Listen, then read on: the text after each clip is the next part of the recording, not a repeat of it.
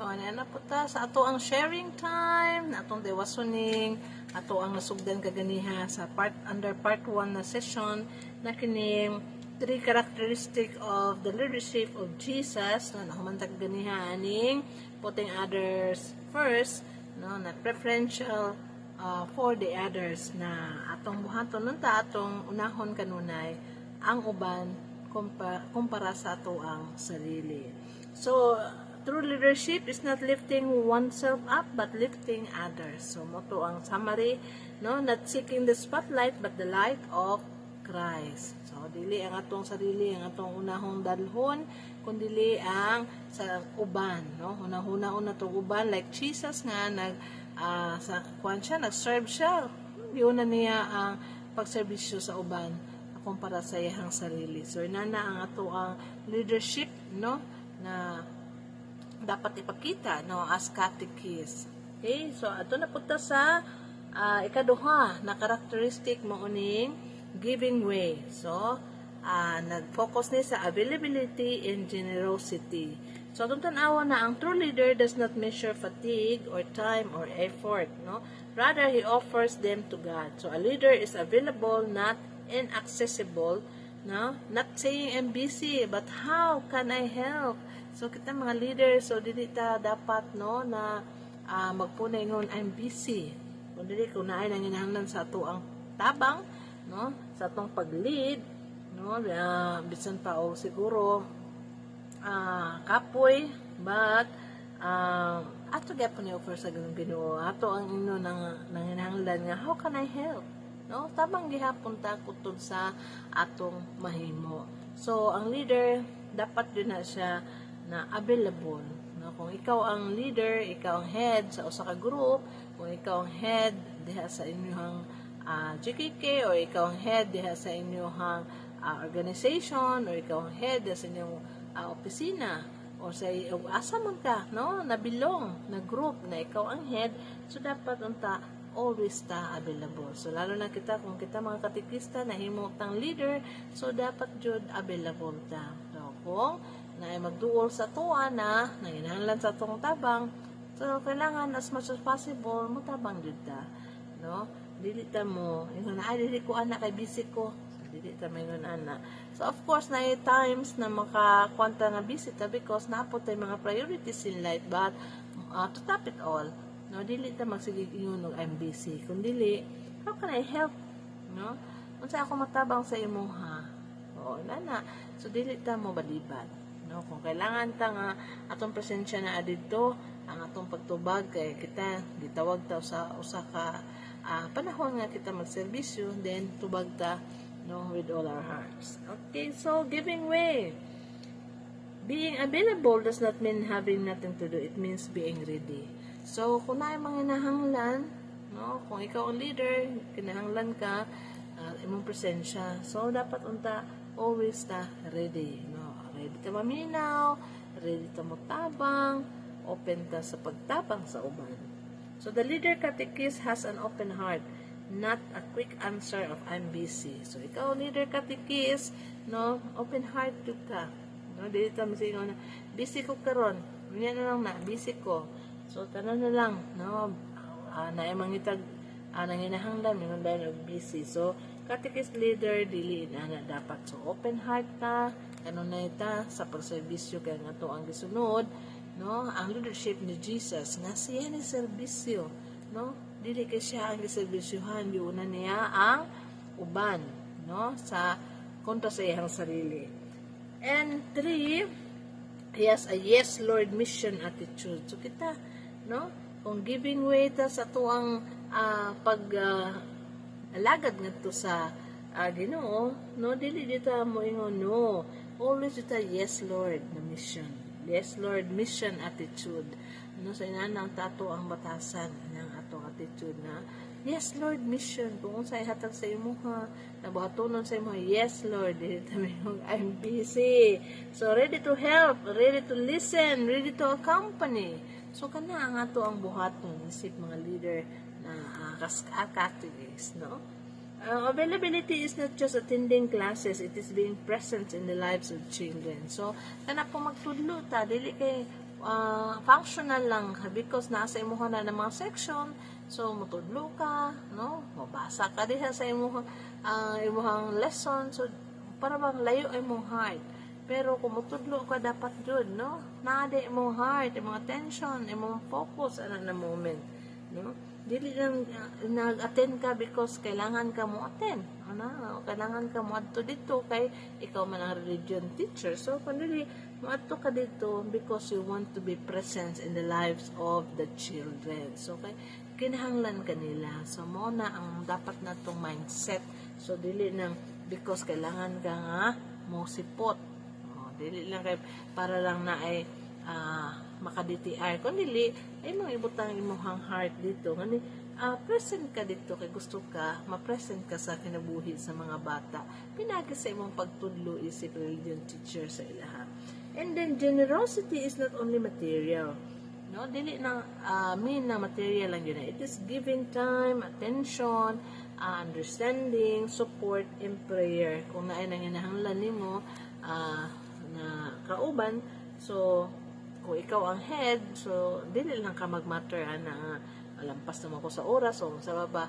So kana bang ihatag nimo imong time generously kung kinakailangan. So i-understand po nato, no, dapat natin understanding, dapat tayo support, and most especially na atay prayer life kita mga katikis. So dili ta maka padayon sa ato ang pagtubag sa mission kung wala ta aning prayer life nato. So very important yun na kayo nga natay connection karon na nato sa Dios para ato ang ma-lead ang maayong pamaagi, no, na mosunod ka sa pamaagi ni Jesus as a leader. So ang leader, no, sa greatest gift in ministry is presence, no, not performance. So kana imuhang presensya nga naa ka dinha, no, maminaw ka sa imuhang kauban ng mga katikis, no, kana sila something so na istorya sa imuha o ikaw ang head, so kana maminaw ka sa ilaha, or ikaw ba school leader, maminaw ka sa ilaha kung na sila mga concern, no, not because you are performing but because ang imong presence na ada imong heart kay muna ang dapat natong buhaton kay atuan ng responsibility. So ang ikatulo morning, humility of heart. So Jesus taught though God humbled himself to become man. Naana sa Philippians chapter 2 verse 6 and 8. So leadership in the church begins and revolves around Jesus. So ana gid na ang leadership sa simbahan. So na magkonekta gyud ta ngadto sa Jesus o mapamangagi nato sa atong pagka-leader kinahanglan rooted in Christ leadership. Okay, so according to Saint Augustine, if you ask me first virtue of Christian life, so the virtues Christian life, so I will say humility. Ayun siya, humility, pagpaubos. And second, humility gihapon. And third, humility. So, humility is not weakness, it is strength of the heart. So, magpaubos ta, no? Kaya dili biya good ta kuan ka na bang powerful as God. So, kita kay sumusunod lang ta, no, nagtabag lang ta sa tubag ta sa tawag sa atong misyon, isip katikis. So dili ta maingon nga 20 years na ko diri, 25 years na ko diri, dili mo maganana ha kay taas na ako ang kahibalo kontra sa inyo, no, magpabilin tang humble sa ato ang pagserbisyo, bago man kadiha o madugay man kadiha, magpabilin tang humble, no, kay wala bedi ato ang tanan gikan gud na siya sa Dios. So according to Saint Augustine, virtues of Christian life, humility. So a humble leader knows how to accept mistakes and ask for forgiveness. Kung ikaw leader na kung nakamali ka, kabalo ka mo pangayong pasaylo, no, ikaw ang mo lead sa inana na pamatasan, no, kay ikaw may leader na ikaw ang sample na ang musunod sa imuha, sila po nakakaton nga kabalo ka mo ben, no, kabalo ka mo humble sa imong sarili, na mga ikag pasaylo kung ikaw ang nakasala ngadto sa imuhang ginsakupan. Now, a humble katikis listen first before speaking. So na mga katikista na kadungog sa something, mga kuan, mga criticism, no, dili ka dawat mo diretso dahil tingkag ang dalunggan, no, muhatag dayon siya iyang response. So reactive kaayo siya, so dapat proactive ta, no. Paminawon ang side to side bago ta mag istorya o mag-comment para naikalinawan ba na ay peace. Okay? So, humility is the key for teamwork. Of course, kung dili mo tanan humble diha, so isip pataasay lang mo, wala, joy teamwork mahitabo. No? Kay, ang isa hawd pod, no? Wa, joy magpaubos sa puro good hawd. So, kana, it can ruin the word teamwork, no? Makaruin jud siya sa group.